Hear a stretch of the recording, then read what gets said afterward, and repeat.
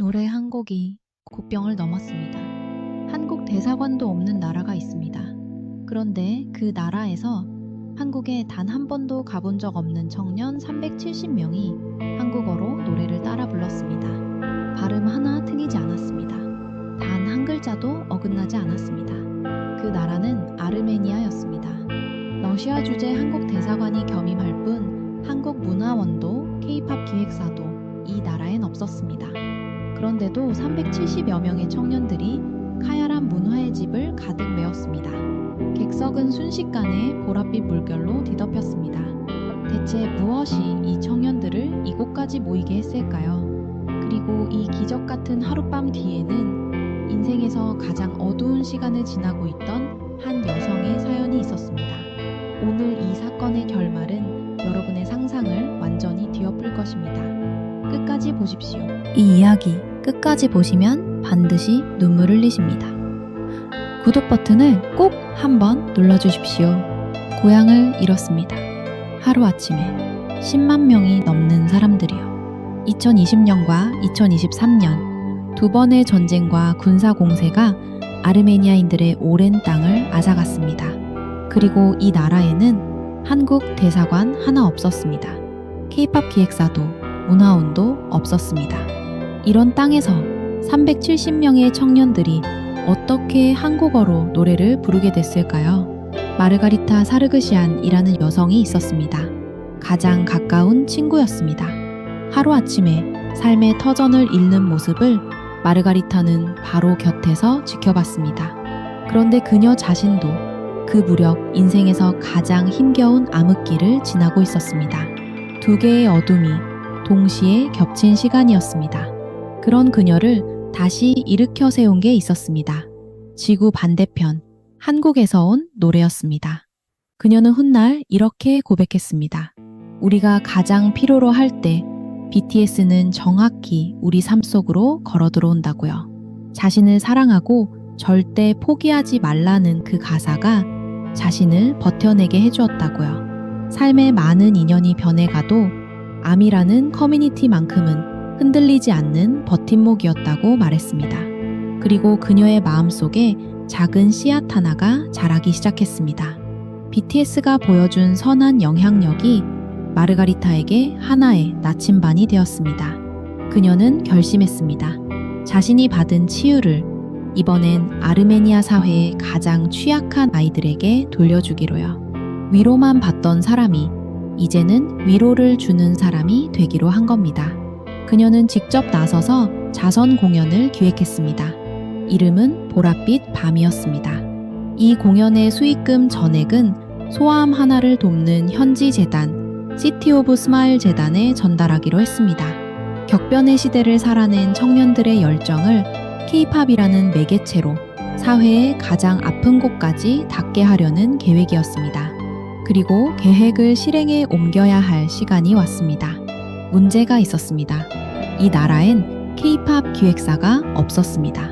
한국 문화원도 없었습니다. 그런데도 예레반에 K-팝 전문 댄스 스튜디오 3곳이 나섰습니다. 미치오스 댄스 스튜디오, 뱅 댄스 스튜디오, 셋업팀이었습니다. 이들 중 누구도 한국말을 배운 적이 없었습니다. 그런데도 몇 달 동안 매일 같은 안무를 반복했습니다. 발음 하나를 맞추기 위해 몇 번이고 같은 소절을 되풀이해서 들었습니다. 그중 한 청년이 유독 눈에 띄었습니다. BTS의 곡 고민보다 고를 홀로 준비하고 있었습니다. 언어의 벽은 없었습니다. 몸짓 하나, 눈빛 하나에 진심이 담겨 있었으니까요.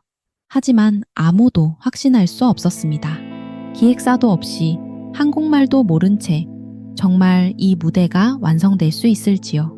리허설이 거듭될수록 370여 명의 목소리가 조금씩 하나로 맞춰지기 시작했습니다. 그리고 마침내 카야란 문화의 집 공연 당일이 밝았습니다. 370여 명이 몰려들었습니다.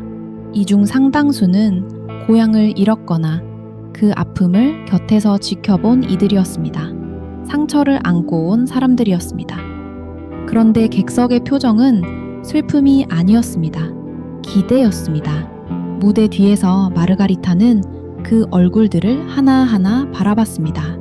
몇 달을 준비해온 이 밤이 그녀에게도 특별한 의미였습니다.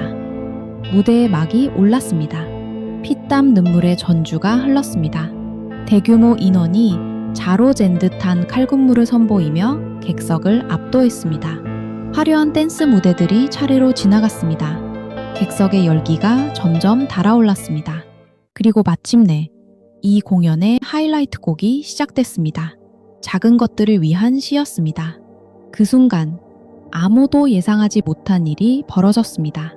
몇 달을 이 밤 하나를 위해 살아온 사람들이 있었습니다. 이들의 진심이 헛되지 않기를 함께 응원해 주시고 구독 버튼도 꼭 눌러주십시오. 무대 위 댄서들과 함께 객석의 370여 명이 하나가 되어 한국어 가사로 떼창을 시작했습니다. 단 한 글자도 틀리지 않았습니다. 발음 하나하나가 정확했습니다. 언어의 벽은 그 순간 존재하지 않았습니다. 한국에 대사관 하나 없는 이 나라에서 한국말을 배운 적 없는 이 청년들이 지구 반대편 나라의 언어로 완벽하게 노래하고 있었습니다. 공연장은 순식간에 보랏빛 물결로 뒤덮였습니다. 객석 어딘가에서 마르가리타는 그 광경을 바라보며 눈물을 흘렸습니다. 자신을 살렸던 그 노래가 이제 370명의 목소리가 되어 자신에게 되돌아오고 있었습니다. 공연이 끝났습니다. 하지만 이 밤의 의미는 그날 하루로 끝나지 않았습니다. 이 공연의 수익금 전액이 시티 오브 스마일 재단으로 전달됐습니다. 소아암과 싸우는 아이들을 돕는 현지 재단이었습니다. 한 사람의 어둠을 밝혀준 노래가 이제는 아픈 아이들의 삶을 밝히는 데 쓰이고 있었습니다. 그런데 이날 예레반에서 마음이 움직인 곳은 이곳 하나만이 아니었습니다. 같은 날 오후 예레반 시내의 한 공간에서도 또 다른 모임이 열렸습니다. 아르메니아 청년 50명이었습니다. 이들은 부산에서 열리는 BTS의 공연을 대형 스크린으로 실시간 관람하기로 했습니다. 참가비가 있었는데도 예매가 열리자마자 순식간에 매진됐습니다. 이 모임을 기획한 이는 현지 K-팝 커뮤니티를 이끄는 한 여성이었습니다. 그녀는 수년째 이런 행사를 자발적으로 열어오고 있었습니다. 한국 땅을 밟아본 적 없는 청년들이 실시간으로 한국과 연결되는 순간이었습니다. 같은 도시, 같은 하루에 한국을 향한 마음이 두 곳에서 동시에 터졌습니다. 대사관 하나 없는 나라, 10만 명이 고향을 잃은 나라에서 370명의 청년이 한국어로 노래를 불렀습니다. 그 시작에는 인생의 가장 어두운 시간을 지나던 한 여성, 마르가리타가 있었습니다.